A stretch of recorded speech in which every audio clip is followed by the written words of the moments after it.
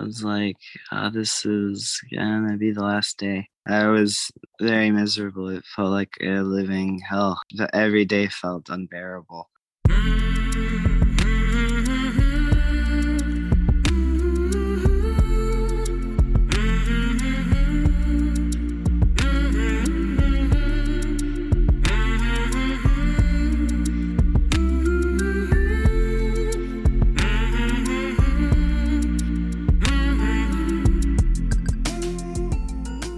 Hey there, my name is Sean, and this is Suicide Noted.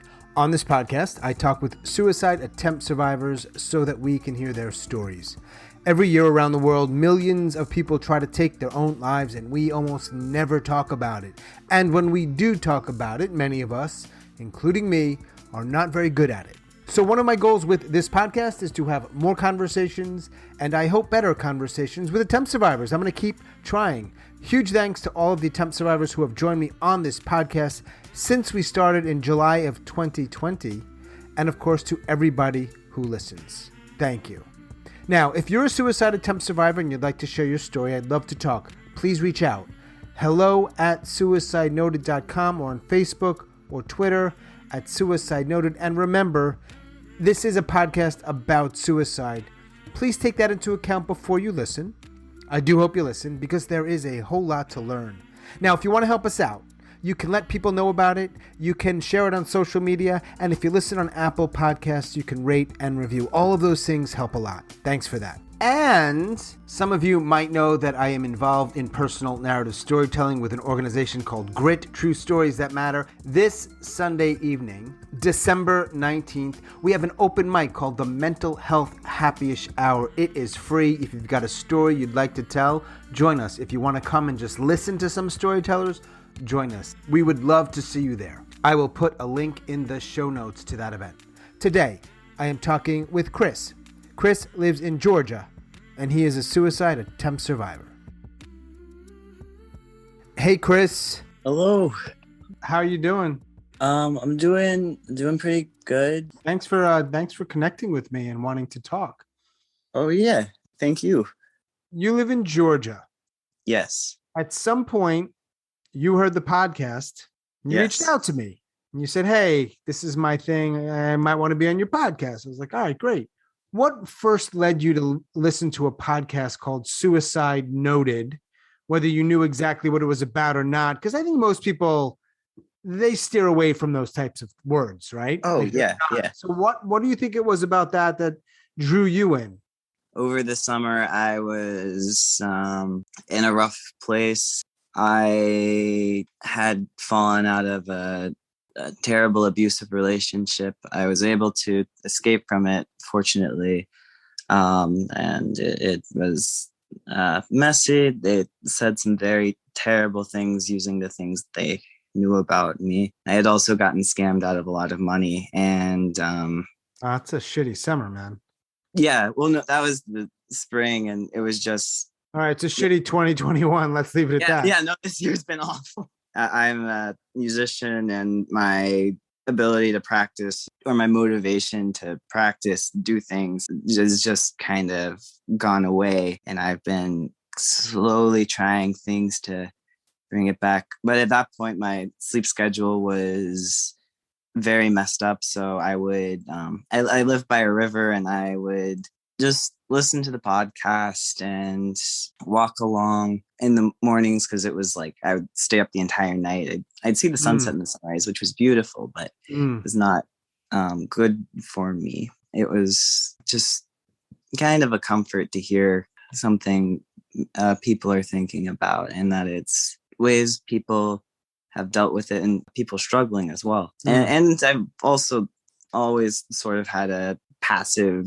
suicidal ideation for like 10 years at this point. Mental health related things have always been very interesting to me. My dad's actually a clinical psychologist, oddly enough.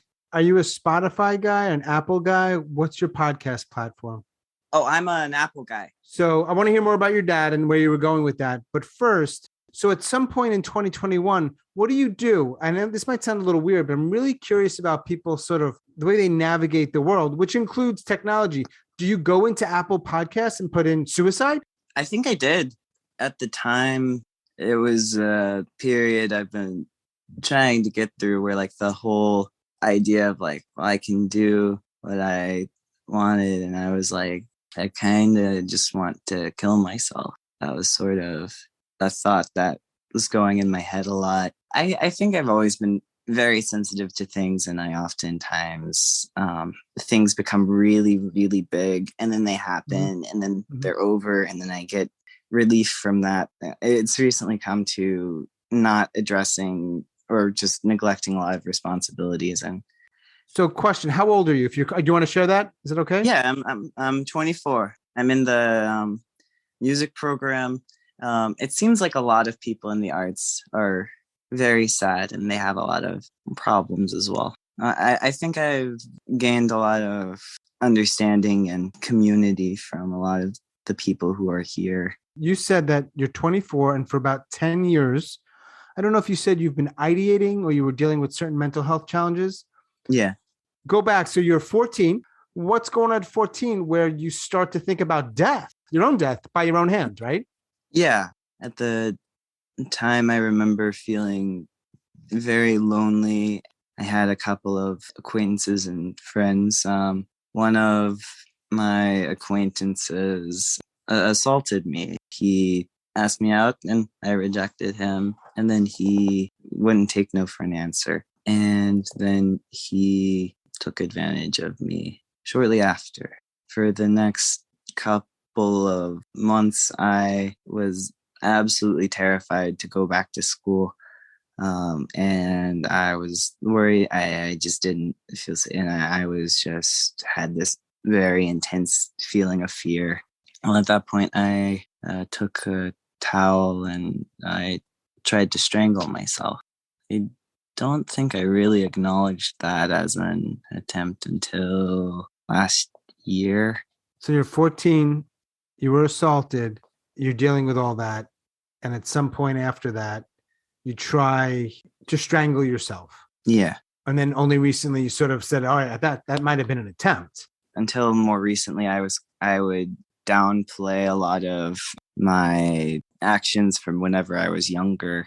Because I was like, oh, I was going through puberty or I was really dramatic, but I was just thinking about it. And there was definitely the fear and the intention.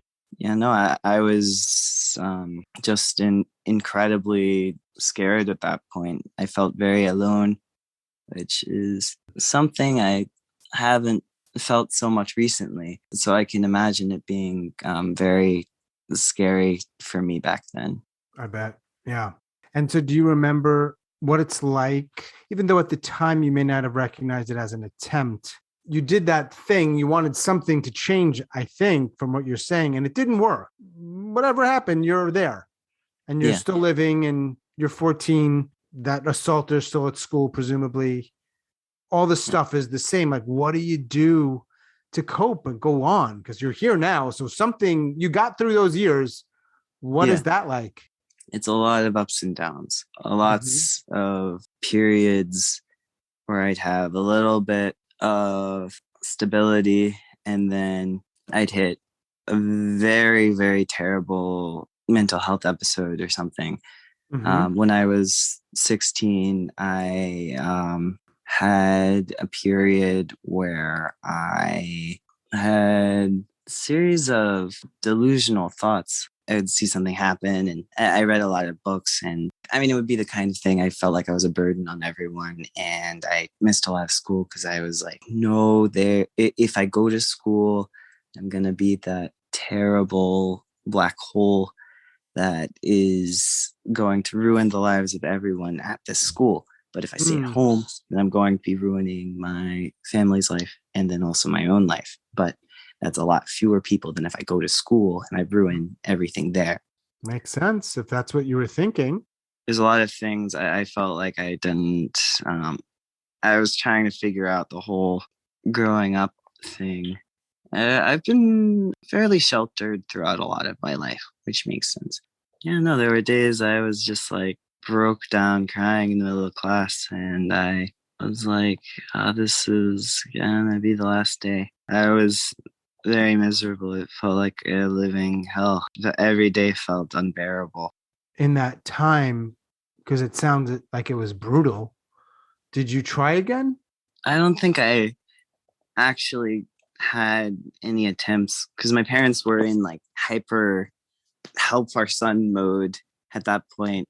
They went into a very protective, and my mom's a nurse as well, so she had some experience working in a psychiatric hospital. I felt terrible for having to put my parents in that sort of position, but I was like, shoot, I'm becoming worthless too. And I was worried I was going to forget how to read and walk and play music. I couldn't listen to the piece because it would be like, oh my gosh, this is reminding me of what's going on. What instrument do you play? Oh, I'm a percussionist. I play a bunch of different instruments. So you're a percussionist. Yes. So when you were trying to play music during this time, it wasn't helpful. You weren't able to focus. No. Well, I couldn't get past the thoughts that I was unable to do any of this stuff. Intrusive thoughts of the sorts, kind of like just obsessive thinking. I had read a book on literary symbolism that summer, and I got really into it. And I was like, oh, this is so cool. And then I was going into classes, and then I'd be like, oh no, everything is working against me. If I go to this class, then I am going to make this teacher do a bad job. Or if I go to this class, or I'm not going to be able to turn the lights on. Or there was one time I took a quiz in an English class, and it was for vocabulary. And I thought from taking that quiz, it was like every single secret I had, and I didn't want people to know, was in that quiz. They knew. So that was kind of at the worst of it. Yeah. Did you see any kind of mental health specialist at that time? Yeah, I did. I think it was helpful. I went on medication, which seemed to make things a lot worse. And then 2 weeks later, it kind of mellowed things out a little. I don't think I was very well equipped to talk about what I was feeling or experiencing. Mm-hmm. I would just get caught up in these moments I couldn't stop thinking about, and I'd just talk about that. Did they give you a diagnosis that you think was correct? Most of the time, it's just been like anxiety. It's been only more recently I have the diagnosis of generalized anxiety disorder and mild ADHD. I've gotten better at checking my thoughts recently, although sometimes they can, just the standard catastrophizing. It's like, this journey's going to go terribly. Everything is awful. No. And then I go in and it ends up sort of okay. But like, they're going to murder me. I think that's a thought that comes in my head a lot. I don't think it's just more like my amygdala freaking out. And I'm just like, and I just think that's just how it manifests a lot of times. Just a general sense of panic. And those are the words that kind of come along with it. In the last 10 years since that first attempt, have you attempted again at all or been near attempting? Yes. Earlier this semester, I had a very stressful lesson. It was like the third lesson in a row, and I was like, I can't believe I have been so useless. Took the medicine that I'm on right now, and I took a couple more, not really enough to cause terrible symptoms or anything, but with the idea of I really want to kill myself. And then I found myself sitting in class the next day writing my notebook several times. Yeah, I want to kill myself. When was this? This was September. Okay, so fairly recently. And are you in undergrad or grad school?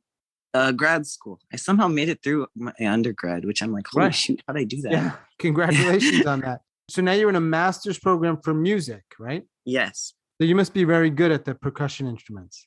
I was, and I've ruined that by not practicing very much.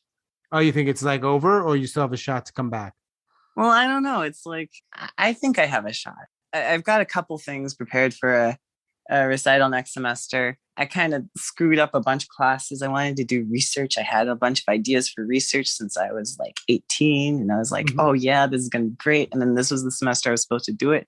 And I got overwhelmed and I couldn't do any of it. How much more school do you have before you get your master's? In theory, next semester, although I'm doubtful because I think I failed a class this semester. So it might be 2 semesters.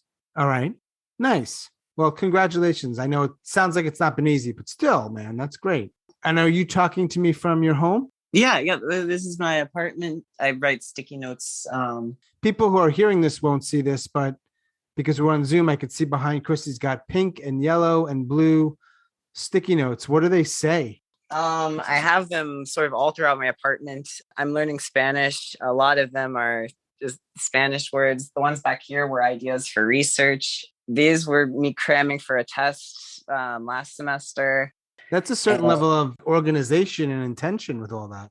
Oh, yeah. But then I lost all the sticky notes. So it kind of went away. And you can probably see from the rest of my apartment that organization and intention has not been present in a lot of aspects of my life. Fair. So let me ask you this question. Earlier, you had mentioned something about recently getting out of an abusive relationship. Oh, yeah. So my question is, despite all these challenges, you have been able to form relationships. Yeah. Oh, this one wasn't very good. That one, I could tell it wasn't a very good relationship. I wasn't really happy in it. Every time I tried to get out of it, he would try to convince me I didn't know enough about relationships or gaslight me or guilt trip me. Yeah, it sounds like a little gaslighting going on there. Yeah. Whenever he'd screw up, he'd show up with like a dozen roses or something, try to like be like, oh, this makes it okay. It was like, it doesn't. I also didn't have moments to myself and messaged me multiple times throughout the day. And I was busy and I just feel guilty. And I knew it wasn't good for me and I knew it wasn't good for him. I had 3 or 4 interventions from close friends in my program and also my next door neighbor. She actually sat with me as I sent the text to end it off because I tried to break it off in person. A lot of times he talked me out of it. I could tell it wasn't a healthy relationship. I just couldn't find a way out. Yeah, it's hard. Hard. But I feel like I am pretty good at forming relationships. I'm good at first impressions because I have like 3 or 4 jokes I came up with and people always kind of hate them because they're not that good. Well, obviously, I'm going to hear at least one of them, if not more. Oh, okay. Have you heard about the triangle who wanted to become a lecturer? He wasn't very good at it. Did I miss the joke? It's just not going to work. Right. There's nothing there. Period. Okay. What's the next one? Well, no, it's because he went on too many tangents. Oh, you didn't say that part. I know. All right. What's the next one? Do you know the difference between a banker and the summer? A banker counts large sums of money, and in the summer you can bank on there being a bunch of cool surfer dudes catching gnarly waves and howling out of it's gonna be a gnarly wave, dude. Yeah, that's not as good a joke. Well, thank you. But it gives you an opportunity to show that fun side of you, which people might appreciate. Yes. Yeah. They're like, yeah, you seem so happy. And I'm like, I'm not at all. There's mystery and surprise. They want to get to know you more. I guess. And then it either goes really horribly or it kind of goes okay. Yeah. I'm worried I have this put to an algorithm. I don't want to be like, no, I don't want to. This isn't meant to minimize anything you're saying. Most relationships don't work out. That's true. I mean, at least for me and others that I know. Yeah. There are people that find the one, but fuck them. That's true. I'm not in a place I'm going to look for a relationship for a while. I'm trying to be okay with myself. And that has turned out to be a lot harder than I would expect, you know? So when you first put in the word suicide into Apple Podcasts, was that around the same time in September when you tried again? It was a little before. It was around June when I had to call the cops on a guy who was abusing me. It was a little after that. And I just really didn't have much motivation to do very much. So I kind of just went home, stayed with my family for a lot of the summer, didn't look for gigs or anything, and it's been kind of dry on that front since, I mean, I was class of 2020 in my undergrad. I was just sort of taken out of that world where I had a couple of things established and I had people I would see every day and talk to and play percussion right next to. It was just all gone. I haven't seen many of them since March. And I mean, and with percussion, I didn't, that period from March to August 2020, I didn't have access to percussion equipment. And this period in my life right now, I may as well not have. It's been like just a kind of culture shock, and I haven't quite gotten any sort of established continuity in this new place. I have developed good friendships and good people to talk to. And in some ways, it's better. I feel like I've been able to be closer and vulnerable with people I work next to. I had a couple of friends in my undergrad, but then they all suddenly either transferred schools or joined the military or got a new job right before my senior year. So it just felt like that was kind of happening a lot. I just have to keep picking myself up, trying to find new places I can be okay. It's been scary. I've been not able to handle myself very well this semester. So I did a lot of just helping other people. Sometimes people needed to go to the grocery store this semester and they needed to get food. I'm normally the one who's able to give people rides. I have a history of self-harm. I was able to share that.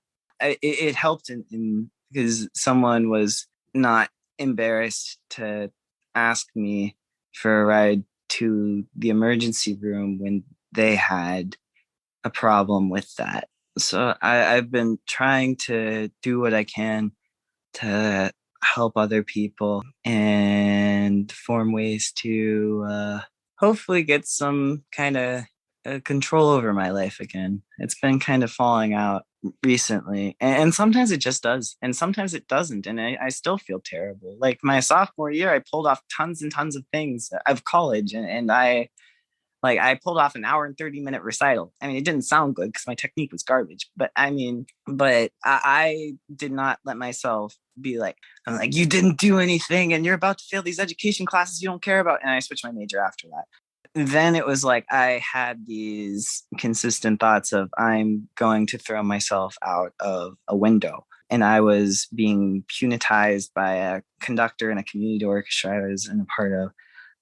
And I was like, oh, no, I can't believe I'm doing it. But I wouldn't want to work on the piece because I'd be like, oh, man, I'm thinking about this piece one. And I'm constantly being called out. I'm the youngest person in this ensemble. And they're being, I didn't let myself get mad at them. So I'd get mad at myself. And that was sort of when the self-harming tendencies tended to start. And they got a lot worse in my junior year of college. Well, let me ask you this. What, if anything, helps you feel okay or get control? It's been different things at different points.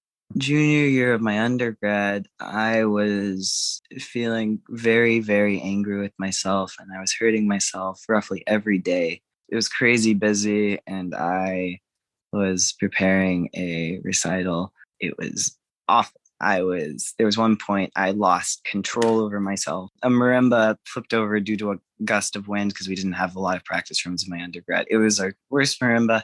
It landed on the grass and the keys were okay.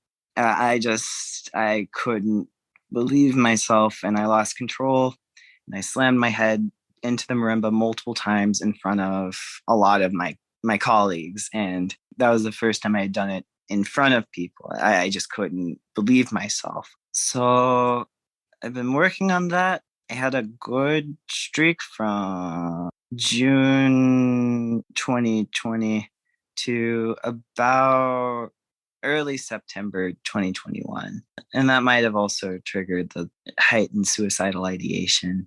Sounds like if there are points in which the ideation is pretty intense, because you've mentioned a couple of times every day saying this or thinking this, going out the window. Like it's not just a passive thing. It sounds rather intense. Yeah. Yeah. But obviously you just don't do it. Yeah. I really would not be here today without support and care from people around me. I was able to get out of that everyday period, and I broke that streak and started one of not hurting myself after I was able to talk to someone, realized she was struggling with something too. She was doing the same thing and we could bond. How many people in the world know about either attempt, the one where you were 14 or the one earlier this year? Do people know? Did you tell anybody? Yeah, I definitely told a couple of people. Sometimes I really am just like, I need to tell someone, and I'm getting lunch with someone. I'm like, it's normally colleagues, people I'm friends with. I'm afraid for close relatives and my immediate family, I don't talk about this stuff with because I'm afraid it's really going to hurt them.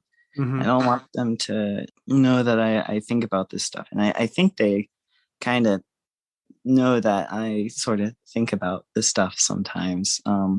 I had an episode of twitching, which started roughly in the spring. And then it went away for a little bit and then it came back. There was one point in September, a little bit after my attempt.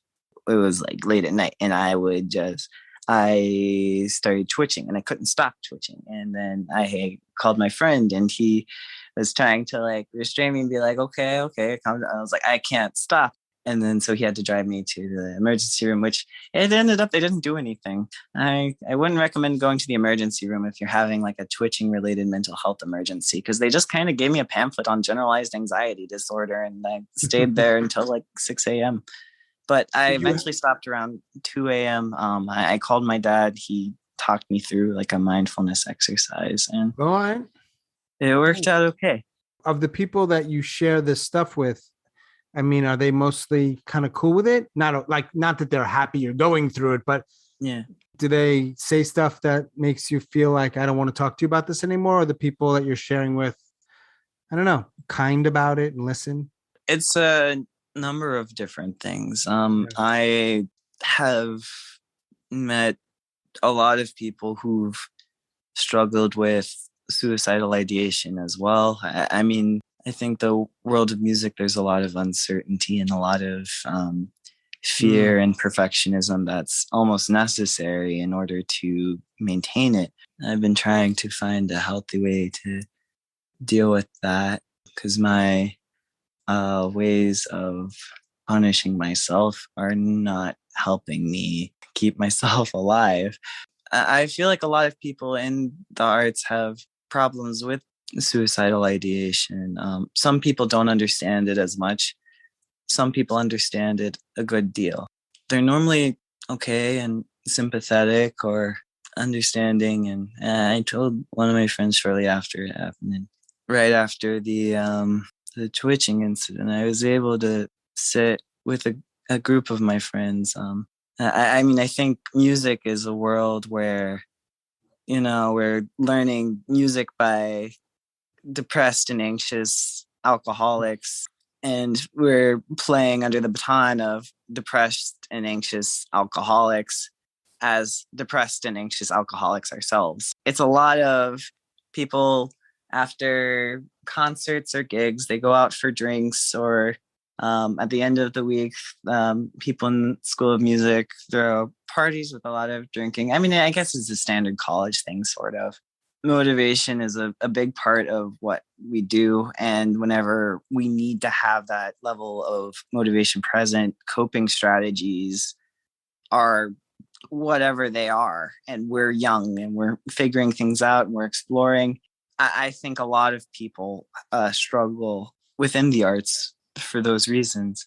But I also speculate on these kinds of things a lot. I think a lot, but I also don't always do a lot. What's the likelihood that you're going to make it to 30? Oh, it's a long time. All right, 25. 25. Give myself like an 80%.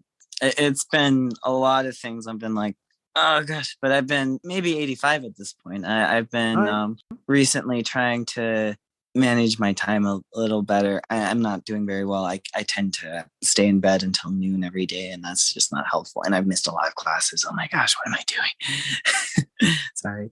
So 85%. Yeah. Could be higher, could be lower. Is there one myth that you'd like to dispel that you think, based on your experience, of course, is bullshit, that you'd like to tell people about or inform the world about, whoever hears this? Nah, sorry, I've been through this. That's bullshit.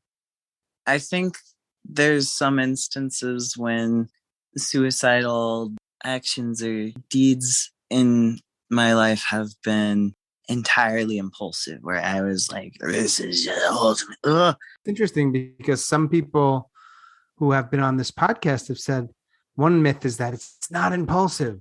I just find it interesting that different people feel differently about things. Well, I feel like it can definitely not be impulsive. It's different strokes for different folks. I think everyone has their own experiences and understandings. My final question, you ready? I didn't ask you this in the beginning. Sometimes I start the conversations off by asking this. Why did you want to join me here and talk about this stuff? Well, it's the same sort of thing when I've had mental health related conversations with people. Sometimes their experiences make me feel not so alone. Sometimes it gets them into more helpful situations of, well, they can talk about their experiences with this. And I can kind of relate that to mine. Maybe not entirely, but, just a little. And I think it's the sort of thing that has helped me out the most. Being able to be vulnerable, being able to talk to people, being able to share my experiences in therapy. I've had a weekly dialogue with one of my friends I gained from my brass band. He's working to be an electrician in Louisiana now. But he's been a recovering addict, and I'm my own sort of recovering addict as well. What were you addicted to? Self-harm for a period. Recently, I think it's been more pornography, as it's been taking up like 6 or 7 hours a day. It felt so lame, but being able to talk to people about it made me realize, oh, this is actually a problem. I need to do something about this. Okay. I recently joined in a PA group, and I'm hopeful that'll bring a little bit of control into my life and my ability to manage time. And hopefully my problems will lessen. I feel like mental health problems aren't necessarily something that's easy to snap out of. I had a period when I was starting grad school. I had very healthy structure and schedule I was following. People could still tell there was a lot going on in my mind. It felt like something I could no longer hide. And people just already sort of by default know there's something going on with me. And that's something I've just kind of got to own up. Even when I'm doing the things I need to do, there's still a lot I don't know. And there's still a lot that makes me kind of weird. But I think everyone's got their own mental health to some degree. So it's something we can all really, I don't know. I got too sunshiny there at the end. No, it's all good, man. What else do you want to share before we go? What else do you want to talk about? Anything open? Maybe some question I didn't ask. No pressure. You shared a lot and it's been great. But perhaps there's something you wanted to talk about that I didn't ask. I want to give you that opportunity. Recently, I've been thinking a lot about as a kid, I was very sensitive to a lot of things and I was very shy. Sometimes I'm able to not be as shy and kind of, I sometimes wonder if I'm skirting responsibilities by spending time with tons of other people because I didn't feel like I could do that a lot when I was younger. I remember I got a B on a science project at one point in 5th grade. I started bawling. I was crying. I was inconsolable.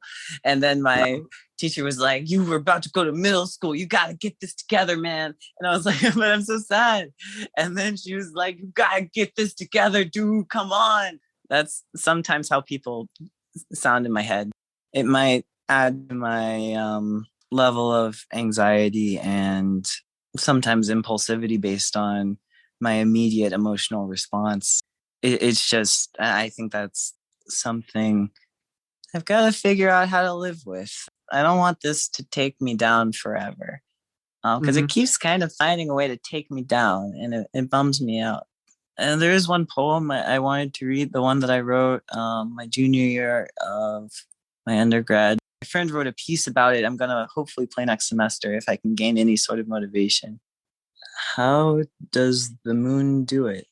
Phase, I mean, the way it changes to the point where it's almost nothing, just so it can build itself back up from only a sliver, ember, crescent, barely a thing. That flips, that wane, and now will wax. And wax it will to find another angle and quickly return to the full thing. The light that flips the darkness now finds itself a waning peak. Gibbous.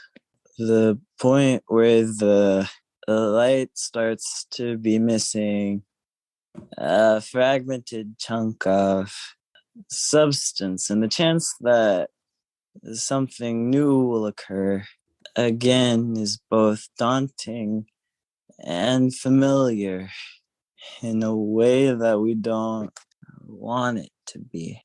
And as the light starts to fade and the nights go dark, again we go, knowing what comes next.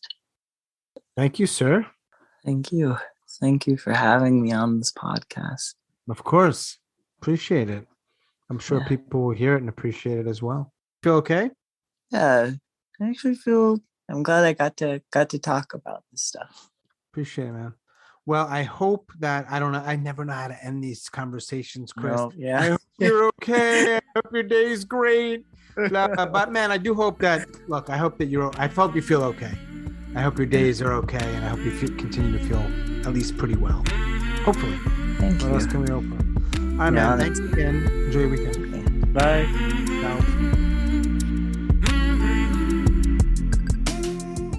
As always, thanks so much for listening and all of your support, and special thanks to Chris down in Georgia. If you're a suicide attempt survivor and you'd like to share your story, I'd love to talk. Please reach out. hello@suicidenoted.com or on Facebook or Twitter @suicidenoted. And yet another friendly, gentle reminder, rate and review on Apple Podcasts. It really helps. Thank you.